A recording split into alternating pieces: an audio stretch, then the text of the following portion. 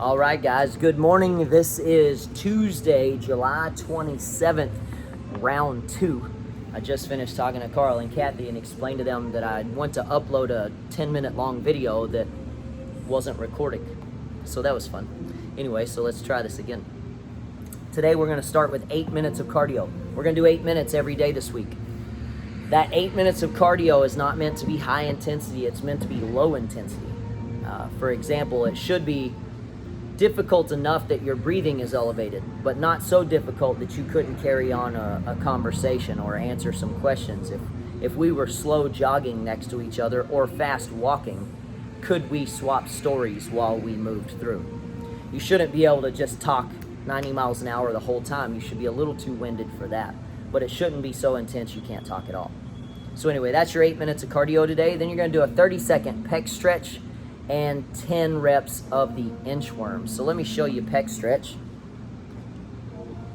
See if I can find a place where the light doesn't blast us out.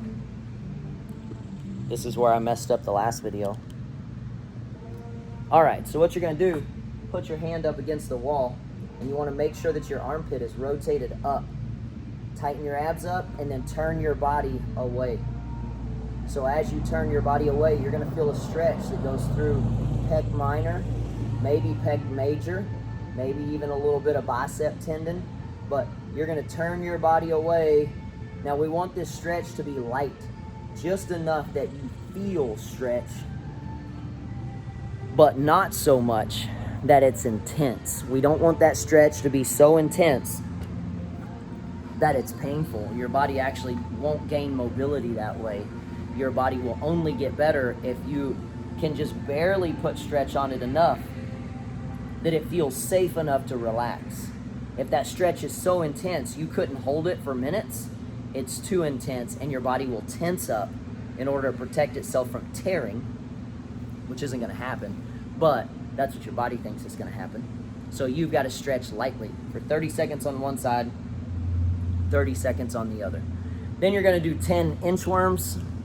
Inchworms are the one where you bend down to the front, walk yourself out into the top of a push-up position, drive your hips up, heels down, and walk yourself back up. That's one. So you'll do 10 of those. Then the main workout today is going to be 20 minutes long. You're going to do an AMRAP, so as many rounds and reps as possible.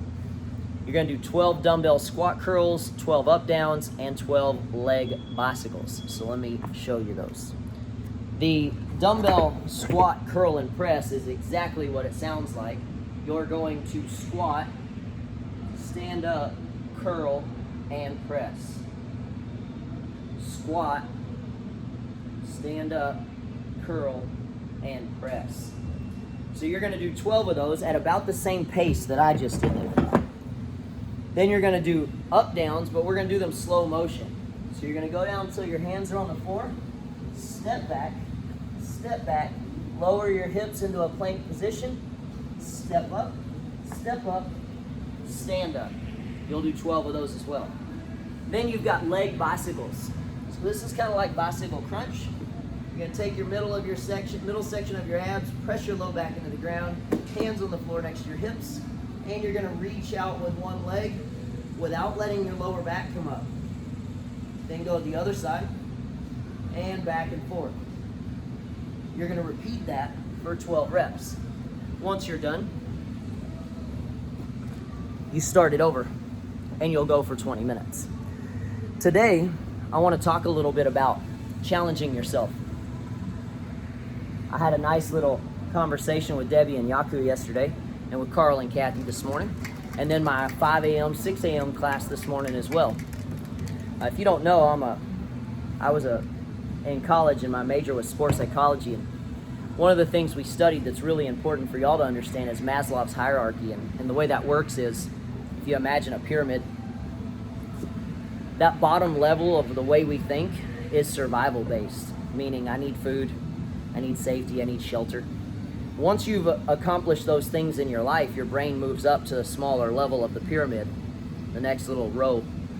And that one's where you start working on, paying your bills, getting all these other things accomplished. And And it keeps working its way up. And the short of this example is that the very top is when you can pay your bills, you got a steady family life, and there's not a whole lot of challenges in your life. I mean, we all have struggles and drama from time to time, but that top phase is where you have the ability to dream, hope, pursue, create.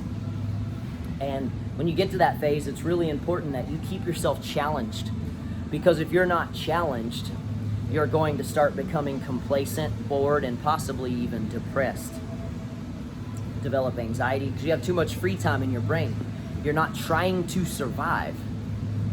You're just sitting around living your normal daily life. And if you're at that point in your life, I'm happy for you. I'm glad that your life has got to that phase and you've worked yourself up to that. But things like what we do, the challenges of getting through our workouts every day, are beneficial to you because they give you something that makes you nervous, that makes you anxious, that's possibly beyond your abilities. And those challenges are good for you as a person, because being challenged is what gives us the opportunity to rise to that challenge. Completing something you know for a fact you can complete easily and over and over and over again does not make you feel better, does not make you feel accomplished, and it doesn't help you out much in your life. It does help maintain a little bit, but even people who run 5 miles a day for 20 years, that stopped being effective for them, 18 years ago. Their body has adapted, and now it's basic heart and lung maintenance, which is great. But they're not getting better. They're not becoming stronger by doing the exact same thing over and over again. That variety, that challenge, that unknown is really good for us. And if you choose, like the buffalo that head into the storm, as a little side note, if you don't know this, when a herd of buffalo see a storm coming, they turn and face the storm and walk into it. And sometimes you'll see some of the motivational quotes that are out there that say "into the storm," especially with Rich Froning at CrossFit Mayhem in Tennessee. He used to be the fittest man in the world. That's one of his favorite quotes. They got tons of t-shirts and branded stuff with it. It's really cool. But that's the idea, is that buffalo head into the storm. We don't know exactly what they're thinking, but our logic and understanding of what they're doing is when you head into the storm, you come out on the other side quicker. Whereas if you turn and run from the storm, when that storm catches you and engulfs you, you're actually in it longer because you were unwilling to head into the storm. So find something that challenges you. And things like this are great just because they're small challenges and they're daily. And you can learn things about your character, and you can fail and it doesn't cost you anything in your life. You can quit today and then tomorrow just say, I'm not doing that again. There are ways to get better on a regular basis if you choose to have them. And if you choose to be comfortable, you're going to be. And you're going to look and feel comfortable. And I can promise you that. This is what I do all day, every day. If you'd like to get better, you have to challenge yourself. We're not motivated by people who sit around with tons of money and everyone taking care of everything for them. That's not what motivates us. What motivates us as people is watching people struggle and how they endured it for long periods or overcome it.